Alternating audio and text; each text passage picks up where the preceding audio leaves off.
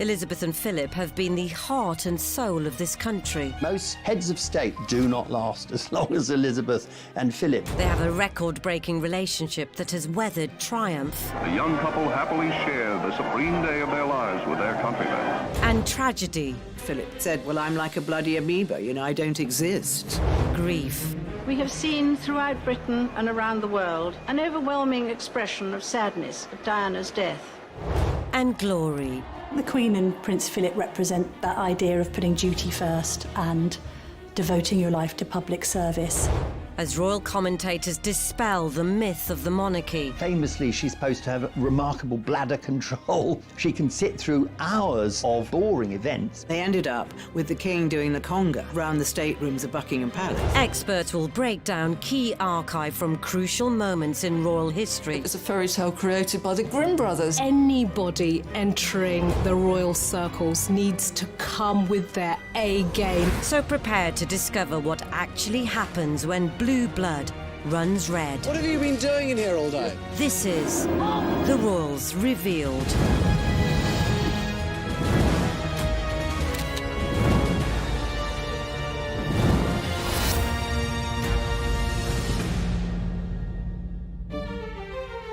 In this episode, it's revealed how the Queen and Prince Philip have stoically kept the monarchy going.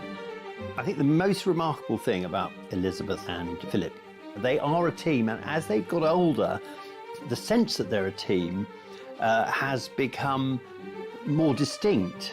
And they are also willing to hold on to tradition while also behaving in progressive ways that we can then relate to. So I think that might be the magic combination. Their consistent devotion to duty, monarchy and marriage for over 70 years.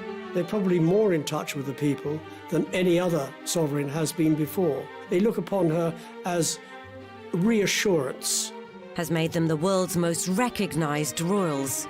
If you talk about the royal family, people immediately think about our royal family. But more importantly, the parents of our nation.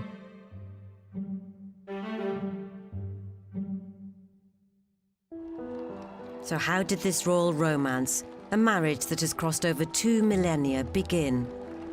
Princess Elizabeth wrote a wonderful letter to a lady called Betty Shaw. She explained their meeting. She said, we could have met on several occasions, but the only time I really remember meeting him was when I went with my parents to Dartmouth Naval College. Since 1863, Dartmouth Naval College has been the training ground for the best the senior service can produce. Here, cadets and even future kings have literally learnt the ropes before graduating as officers for a life at sea.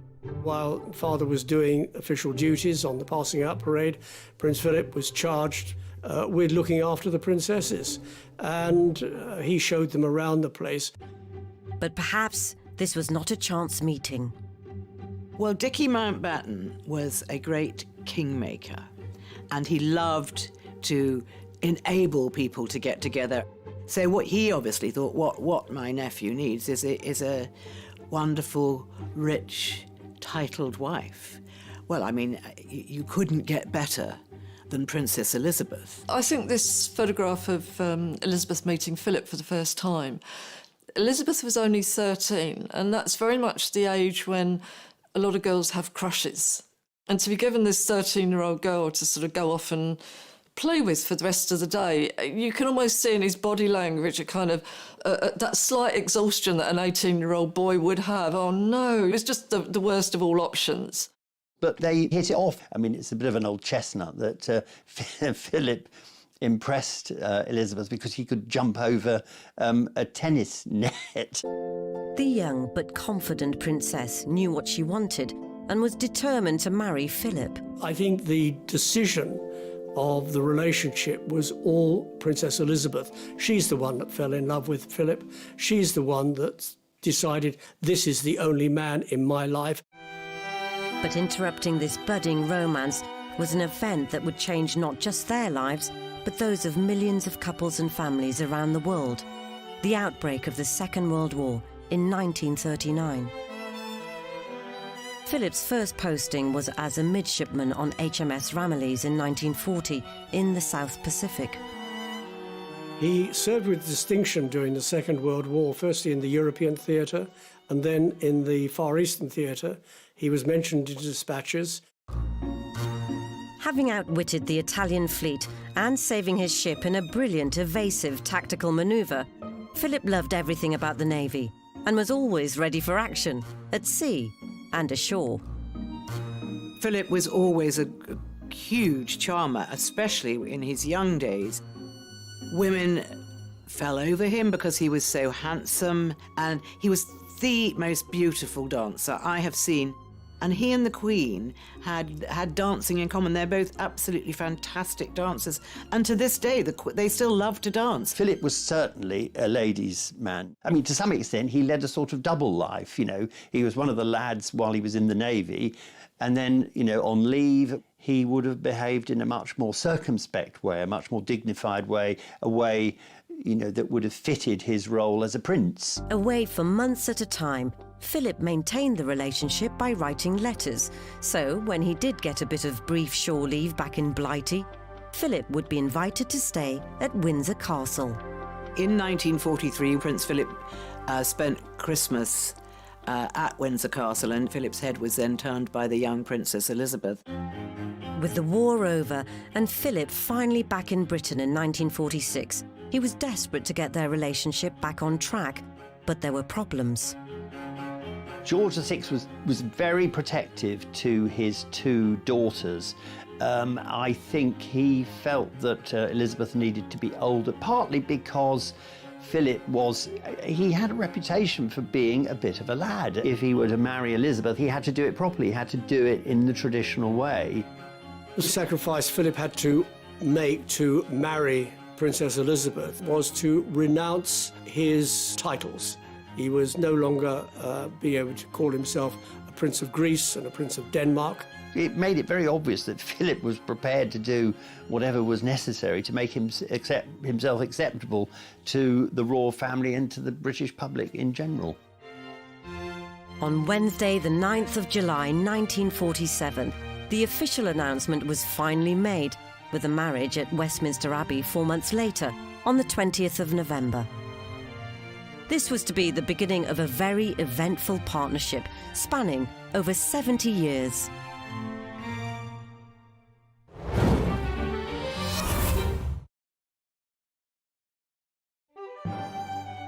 After Philip and Elizabeth's marriage in 1947, They proceed with a brilliantly uniformed mounted guards through throngs estimated at 2 millions.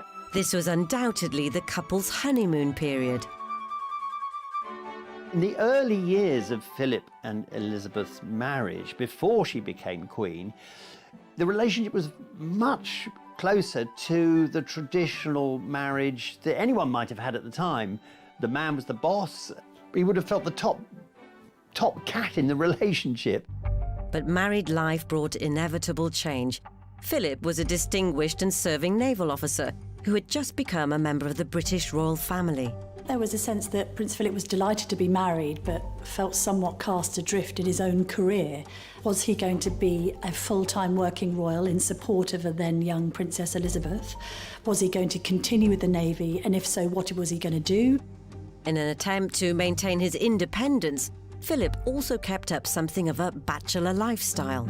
So I think there was a sense when he first married into the royal family that he felt a little bit trapped and didn't really want a huge entourage around him scrutinising his every move.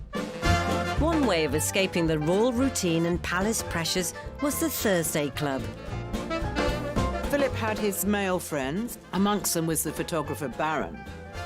And Baron introduced Philip to something called the Thursday Club. When people got to hear about the Thursday Club, they imagined it was some sort of place where the men got very drunk, and then went off with all kinds of women, which actually wasn't the case. There was a lot of sort of male laughter and drinking, but there wasn't womanizing. It was all high jinks, but essentially harmless.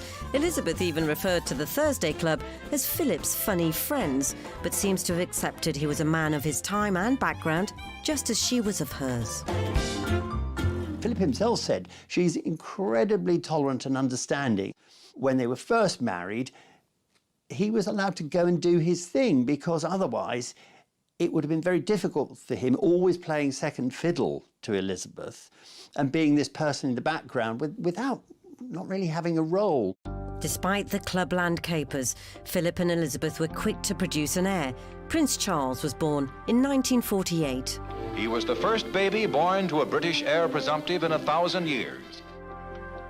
But Philip was still a serving naval officer, keen to advance his career, and in late 1949 was posted overseas to Malta as first lieutenant aboard HMS Chequers.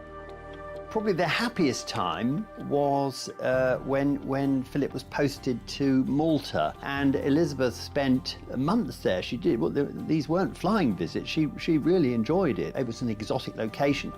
Because you forget, being queen in waiting, being a member of the royal family, there are a lot of constraints. And when you live abroad, some of those constraints either disappear or they change. Philip took work seriously, making his new ship, HMS Magpie, one of the finest in the fleet.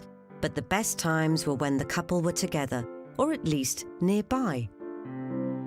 When Prince Philip was at sea, the Queen used to stay on HMS Surprise, and the couple, newly married and still full of a sense of excitement, used to signal to each other from ship to ship. There was a famous signal, I think, from Surprise to Magpie, saying that the princess was full of beans, and the prince replied, "Couldn't she have something different for breakfast?" But whilst the young, loving couple were having fun in the sun, there was trouble on the horizon. The ever-deteriorating health of Elizabeth's father, King George VI.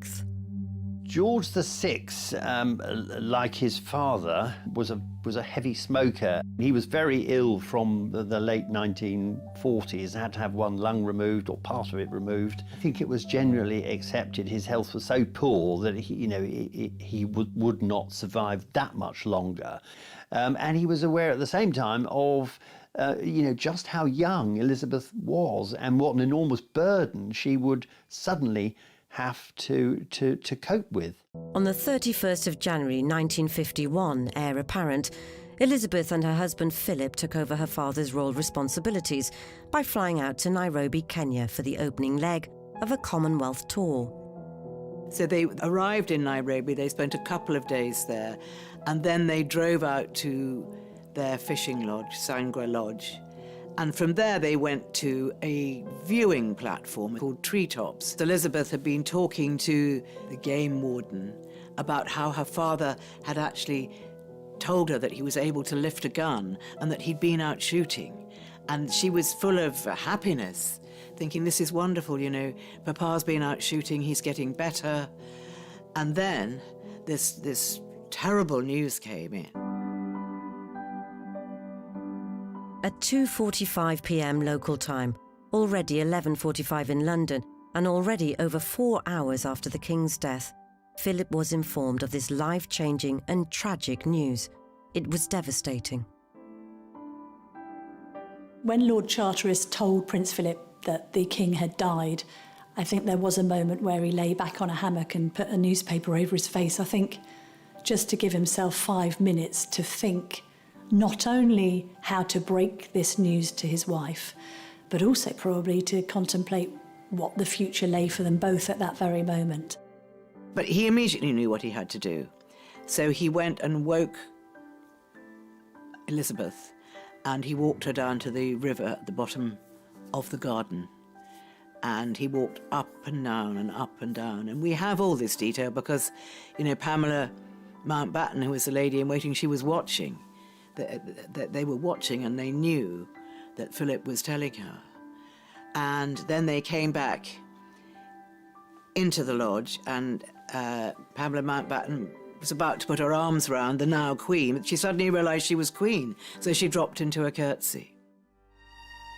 Meanwhile in London, Operation Hyde Park Corner, the official plans for the King's death, were in full swing.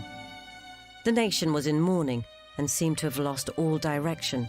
There was going to be a lot of pressure on the young Queen preparing to fly back from Africa. So unexpected was King George VI's death that the Queen was completely unprepared as far as her wardrobe was concerned. So when her plane landed at Nairobi airport, she did have to transfer to another plane wearing the summer floral dress that she'd been wearing all day on safari. She felt that it would be inappropriate to be seen wearing effectively quite a whimsical outfit. And Mike Parker went out and asked the photographers that they would respectfully refrain from taking any photographs. And I think it's very moving that they put down their cameras and they just stood with their heads bowed. The pilot of the plane who flew Elizabeth and Philip back from Kenya found it extraordinary that she insisted on standing in the cockpit.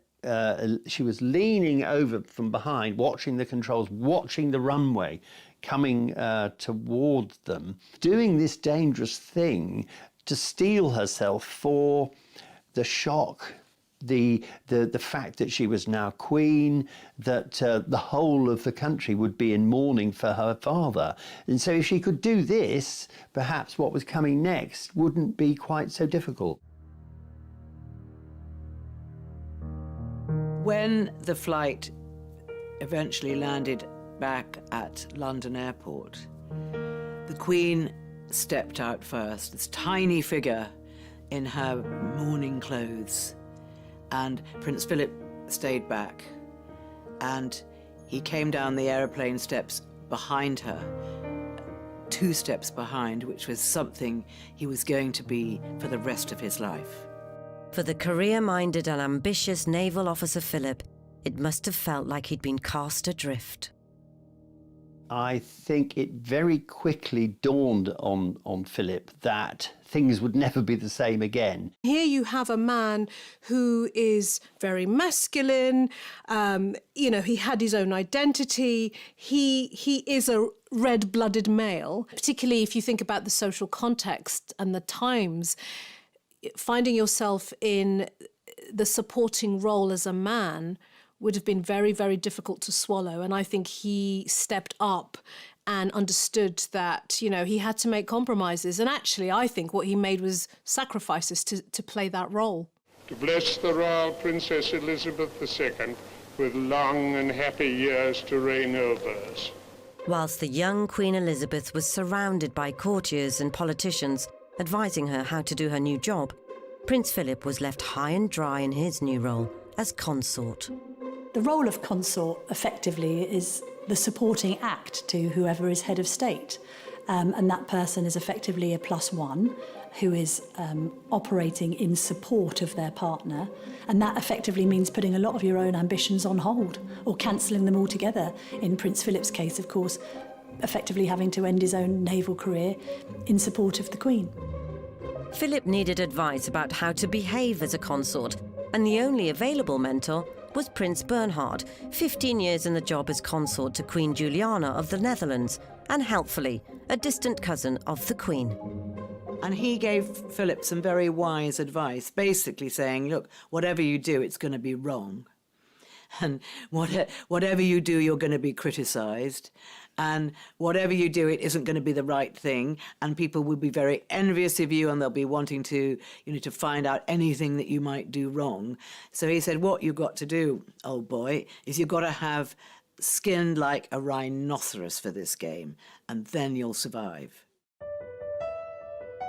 Having already been excluded from affairs of state, a new blow for Philip was the news that his children, Prince Charles and Princess Anne, who had been born in the summer of 1950, would not bear his name.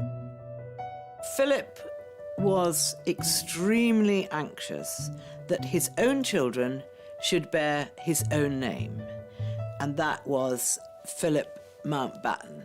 But the Mountbatten name sounded too Germanic. So the Queen thought, well, what about changing the name? And Prince Philip thought, well, let's change the name. But the government of the day didn't like that either. Then the Queen thought, well, maybe we could have Mountbatten Windsor. But no, that wasn't acceptable either at this stage. So in the end, they were just called Windsor.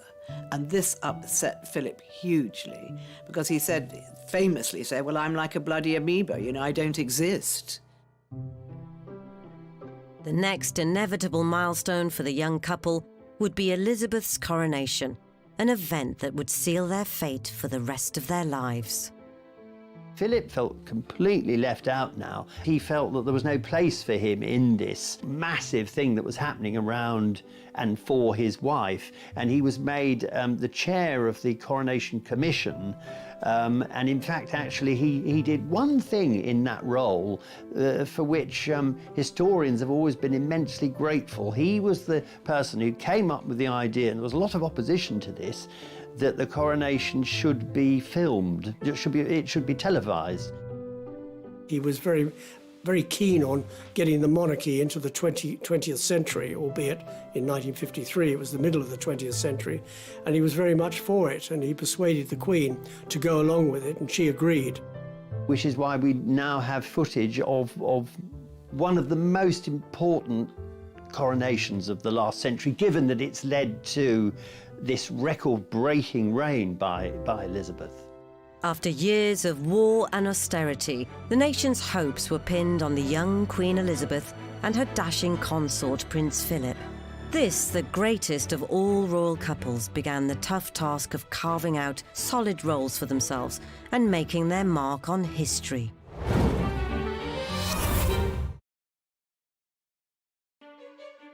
For all monarchs, the duty of dynastic succession is the most important. Continuing the family line is meant to create stability, consolidate power, and maintain tradition. But the royal commitments now dominating Elizabeth and Philip's lives, such as the 1951 Canada tour, duty came first, and that meant country, not kids. There was a bit of consternation at the notion of the Queen and Prince Philip going away on tours that lasted months on end. This idea that the Queen and Prince Philip were quite unfeeling as parents, I think, permeated. In the early years, Philip was juggling a naval career with desire for a bachelor lifestyle and royal duties. The demands of fatherhood further complicated things, and he treated his children very differently. I think Princess Anne was always regarded as a bit of a daddy's girl, very much having the same temperament as her father, the same interests. Prince Philip famously saying that if it didn't fart or eat hay, then Anne wasn't interested. I think Prince Charles, by his own admission, had difficult relationships with both of his parents. I think he found his mother, the Queen, lacking in emotion at times, and his father to be a little unsympathetic. But Philip still played an important, even defining role in their upbringing, especially when it came to decisions about their education. Philip had a very tough childhood, and it made him a very tough man. And when he came to time to be a parent, I don't think he was the sort of parent who believed in mollycoddling his children, and especially his sons. And I think myself that Charles suffered very badly as a result.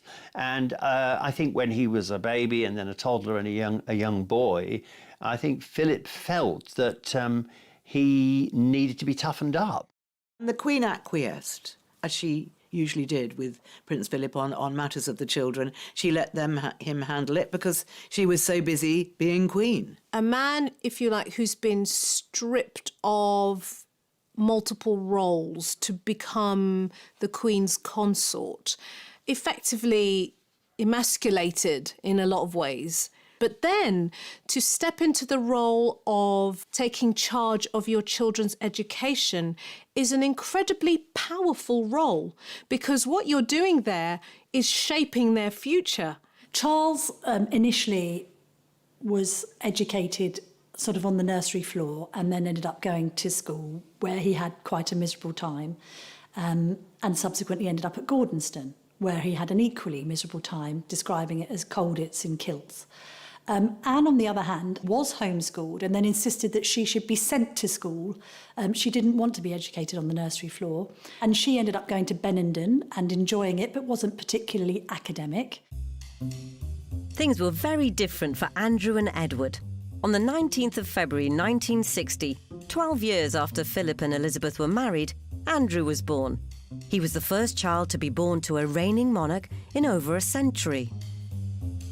By the time that Prince Andrew was born in 1960, the Queen knew exactly what she was doing, and Andrew enjoyed a far more hands-on relationship with his mum.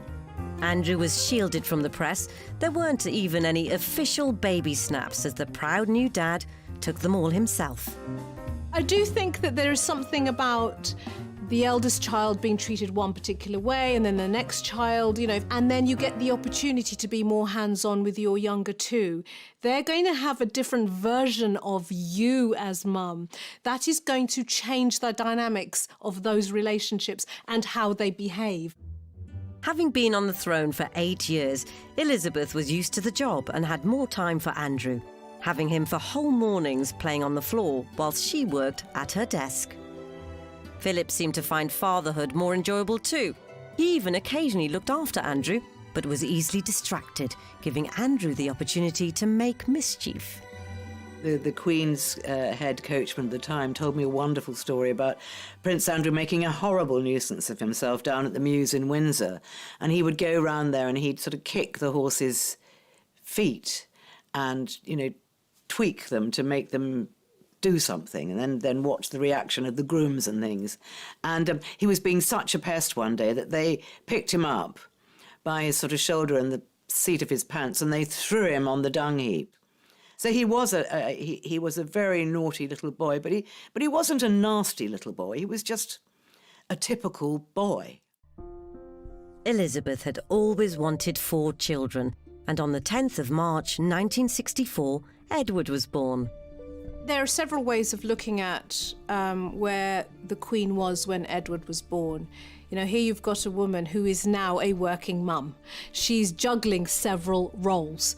She has a diary that states that she wants to fit in bath and bedtime with Edward. This is her opportunity now to be more connected and bonded with her youngest child. Maybe this is the time that she wanted to give that attention and love and acknowledgement that children need that connection. So you've got a working mum who's juggling. Way ahead of her time. Whilst the Queen was embracing change and adapting to new parenting trends, rumours persisted that family man Philip was also very much a ladies' man. I think the rumours about Philip's infidelities have persisted because there are so many of these that it's very difficult to believe that he has always been whiter than white. Prince Philip has always liked glamorous ladies. He's never made any pretense that he doesn't. That he's always had an eye for the best-looking girl in the room. Philip has always liked to flirt and make suggestive remarks, and apparently the Queen is always the first to make jokes about his flirtatious nature. And ultimately, whatever the rumours, they're still together. Philip is the sort of person who window shops, but he doesn't buy. There's only been one man in the Queen's life, and that's been Prince Philip. They adore each other as much today, 72 years on, as they did when they first met. 25 years after their marriage, in November 1972, Elizabeth and Philip celebrated their silver wedding anniversary at the Guildhall in London. She mentions the fact that you have to work at a relationship, that marriages don't just happen. They're created, they develop, they change over time. And it's almost as if she's acknowledging that Philip, for all the difficulties of being the consort and being 2 steps behind always and not the most important player, she's acknowledging that Philip was able to do it. Philip stuck with it. He may have wandered and strayed now and then, but he was still there. Although the institution of marriage and a solid family image might be working for Philip and Elizabeth, unfortunately, it soon wouldn't be for the rest of the family. Well, family's everything to the royals, really. I mean, it's a family, but it's also a firm with major and minor shareholders. And what's interesting is that the institution survives beyond family crises, and there have been many over the years. And the Queen has even had to take evasive action against her own beloved children in a bid to protect the institution. The first cloud on the horizon for our first family was in 1987, when Prince Edward announced his decision to drop out of his Royal Marine training after just 4 months. When Edward made his momentous decision to leave the Marines, the one person that was actually very supportive of him was his father. Prince Edward is said to have coped well with the physical side of things here. After the initial shock, the training apparently was no more of a problem for him than for anyone else. If the reports are true, it was the long-term prospect which caused him to reconsider his future with the Marines. The Queen took the news with icy displeasure, and the Queen Mother saw it as a dereliction of duty. But Edward's father's reaction was surprising. Well, I think everybody thinks that Prince Philip is this very hard and difficult man, which indeed he can be, but he's also very sensitive, and he has a very warm relationship with his youngest son. He's always been there for him, perhaps in a way that the Queen's always been there for Andrew. What's interesting about Prince Philip stepping in may be much more about Prince Philip's journey as a parent. He has had a relationship with his older son where he pushed him down a particular path and persuaded him to go to schools and wanted him to be less emotional than he was. And maybe he learnt something in that process. Parents make mistakes, and if you learn from them, good for you. And maybe this was one of Philip's learnings. But Edward's shocking decision was nothing compared to the scandalous year of 1992. Not only did Princess Anne divorce Captain Mark Phillips, but the Duchess of York was about to put her foot in it. Literally. Fergie had been caught topless, having her toe sucked by her financial advisor, Johnny Bryan, in the south of France while Andrew was away. Pretty unfortunate story. And she was going into breakfast, and she was stopped from going into breakfast by a private secretary, suggesting what was actually in the pages of the newspapers, in the tabloids, that it might be a good idea if Fergie went back to London rather than staying at Balmoral, which she did, and she went back pretty quickly. The family were aware of all the pictures. They weren't going to raise it with her. It was left to the private secretary. But yes, I think she was deeply embarrassed by that, that she didn't just let the family down, but she let herself down and her husband down as well. During the same period, someone else receiving unwanted press scrutiny was Princess Diana.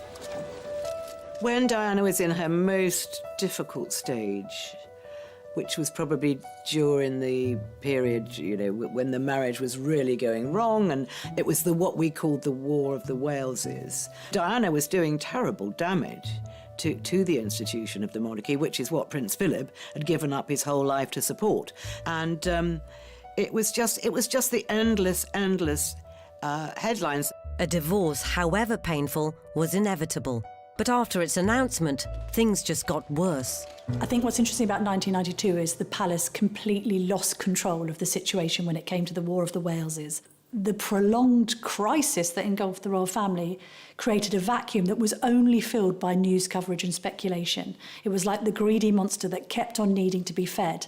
I think at the point where Diana decided to collaborate with Andrew Morton's book, Diana, Her True Story, and indeed give the famous Panorama interview, the Queen's patience was wearing rather thin.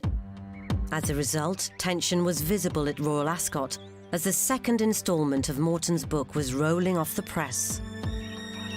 Diana was always the most telling with her body language, and she could say more in one pose in a photograph than most of the royals said in a lifetime of footage.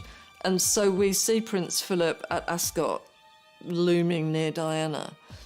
Now, this is a different Diana to the one that we saw at the wedding, because by now she's a lot more womanly. So she's wearing this very high fashion outfit, very loud, spotted outfit, elegantly and with utter confidence. The mouth has dropped and she looks slightly reflective. So clearly the illustration of a rift between those two characters going on there. After 45 years of marriage and thinking the worst must be behind them, in 1992, everything seemed to be going wrong for the royal couple. 1992, of course, will forever go down in history as the most appalling year for the royal family. 3 out of 4 of the Queen's children divorce. A lot of the salacious details concerning the breakdown of these high-profile marriages is played out in the tabloids. And then to cap it all off, Windsor Castle nearly burns down. 4 days later, at the Guildhall, the Queen delivered her sympathy speech to a standing ovation. It has turned out to be an annus horribilis. I think that speech really resonated with the public, who were grateful that the monarch was willing to acknowledge how dreadful the previous 12 months had been. Ordinarily, you expect the Queen to keep calm and carry on and not point to the glaring errors that have been made by her own children. And in this case, I think she just thought, there's no hiding this. But the 1990s had one final, devastating sting in the tail. An event that nearly ended all Philip and Elizabeth had worked for and brought Britain to the brink of revolution. Undoubtedly, the biggest challenge to the marriage of Philip and Elizabeth, and more importantly to the monarchy, happened in the early hours of the 31st of August 1997. Just to confirm the news that Diana, Princess of Wales, has died in a car accident in Paris, which also killed her companion, Dodi Fayed. If in life troublesome and difficult for the monarchy, in death she became a force beyond control, and for the royal couple it brought all their sacrifices and tireless work to the brink of ruin. When she died, the whole of Britain and the whole of the world became hysterical with grief. And this was not predicted at all by anyone, least of all the royal family. When there's this huge national feeling, it has to be channeled through the monarch. And Elizabeth, or this was the perception, wasn't doing her job. Very, very, very disgraceful, I find their behaviour. Very disgraceful. Well, I think it must be very, very cold-hearted not to have a flag up. I think it's a disgrace on the whole royal family. It wasn't helping that Tony Blair, the Prime Minister at the time, was much more engaged with public sentiment. The people everywhere, not just here in Britain, everywhere, they kept faith with Princess Diana. They liked her, they loved her. They regarded her as one of the people. She was the people's princess. His people princess speech was very, very clever. And he spoke before the Queen spoke, but she was following a royal tradition that when somebody dies, you close ranks, and it's family, and the only two people that really matter are the children left behind. Whatever the truth, it captured the press's imagination, and the Queen, and especially Philip, didn't like it. Secluded in Balmoral, Scotland, Elizabeth was stoically keeping to royal protocol, whilst Philip looked after their bereaved grandchildren. This meant the monarchy were unaware of the magnitude of events 500 miles south in London. I know that one of the Queen Mother's friends rang her and said, you know, you really should get down here, you lot, because, you know, it's going absolutely crazy here. They forgot that they're not an ordinary family, and that was a mistake.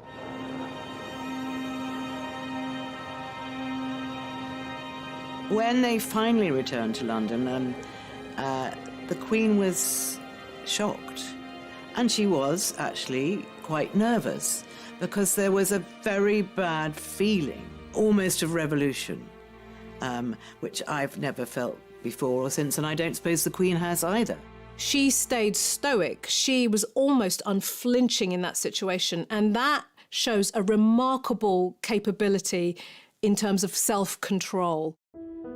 But all Elizabeth's stoicism was put to the test the following day, in a rare address to the nation. First, I want to pay tribute to Diana myself. What you can see that is unique in my experience in the Queen's body language, she does 10 lip licks. I share in your determination to cherish her memory. This can be read again in different ways. Often when people get a burst of adrenaline, when they get nervous, when they get anxious, when they get fearful, the mouth dries, and that would definitely have caused a necessity of licking the lips. I may be seeing it as fear, maybe a little bit of anxiety, and I'm going to make a blend. I think it might also be tinged with a little bit of annoyance that she's having to do it anyway. Although the Queen's public address was criticised as being too little too late, Her and Philip's presence back in London and at the funeral proved enough for public sympathy. We all know what it's like to suffer a loss and a pain, and to see the monarch doing the same back, you feel much, much closer to her. So at that point, to see her in that state, I think a lot of people probably wanted to put their arms around her.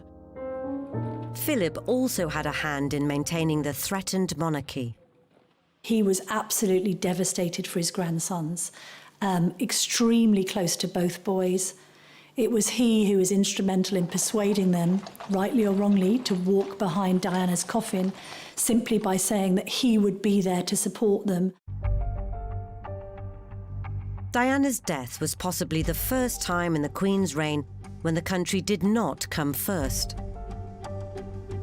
The point was, both Grandma and Grandfather did their best in their own way to support those princes at the time. And it was an unprecedented moment. It was an abject tragedy, and they dealt with it in their own way. The Queen said afterwards that lessons had to be learned from Diana's death. Slowly, they have been.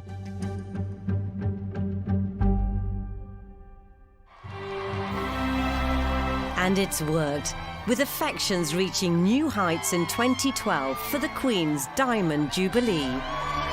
That's absolutely brilliant. So we're thoroughly enjoying it. As you can see, the kids have really made a day of it. As the Queen and Duke have become older, more of the royal duties have been passed to the younger generation. William did resist for some time becoming a full-time working royal. He wanted to spend his time in the military. He also wanted to be that air ambulance pilot and achieve a career of sorts on his own terms. But inevitably, when your granny is approaching her 90s and you're married and you're starting a family, there's an emphasis on you having to step up to the plate. I think now the Cambridges are very much admired for the fact that they have sacrificed everything in order to serve Queen and country. The Queen's very conscious of the fact that her father wasn't around long enough to tutor her. You've got to remember that she was 25 when he died. So she was still fairly young, and William is doing a very good job what he's doing at the moment, and he is learning the ropes. After working tirelessly from the sidelines, another royal is now stepping into the limelight. I think Anne has carved out a very definite role for herself, and I think, like her mother, she has put duty very much in the spotlight. You know, she rolls her sleeves up and she gets stuff done. Safe in the knowledge the future of the monarchy is in good hands, Philip stepped down from royal duties in August 2017 at the tender age of 96. And that's a pretty good age to keep going, but there comes a time when, yeah, even Prince Philip had to hang up his spurs. Philip's retirement signified the end of being seen 2 steps behind the Queen, a position he's held as the Queen's rock for nearly 70 years. The coronavirus crisis, I think, has given the whole world pause for thought as to what a 94-year-old and a 99-year-old should be doing in terms of their contribution to public life. We want the Queen to remain visible, but at the same time, few would begrudge her putting her feet up a little. This selfless couple and their relentless dedication to duty have stoically kept the monarchy going. I think the most remarkable thing about Elizabeth and Philip, they are a team, and as they've got older, the sense that they're a team has become more distinct.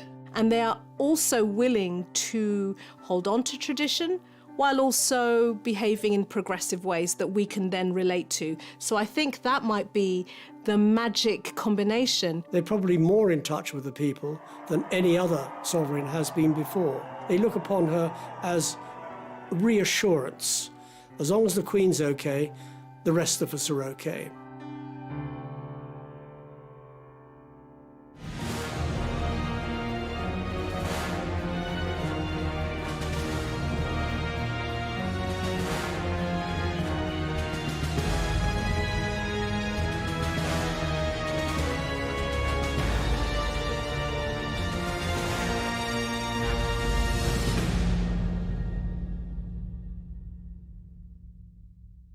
Philip have stoically kept the monarchy going.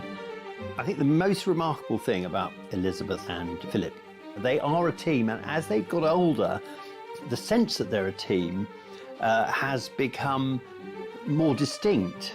And they are also willing to hold on to tradition while also behaving in progressive ways that we can then relate to. So I think that might be the magic combination. Their consistent devotion to duty, monarchy and marriage for over 70 years. They're probably more in touch with the people than any other sovereign has been before. They look upon her as reassurance. Has made them the world's most recognised royals. If you talk about the royal family, people immediately think about our royal family. But more importantly, the parents of our nation.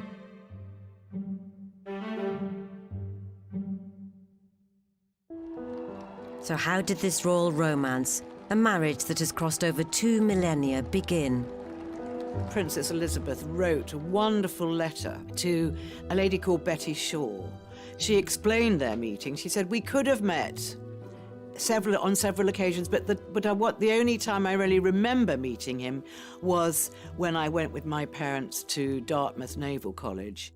Since 1863, Dartmouth Naval College has been the training ground for the best the senior service can produce. Here, cadets and even future kings have literally learnt the ropes before graduating as officers for a life at sea.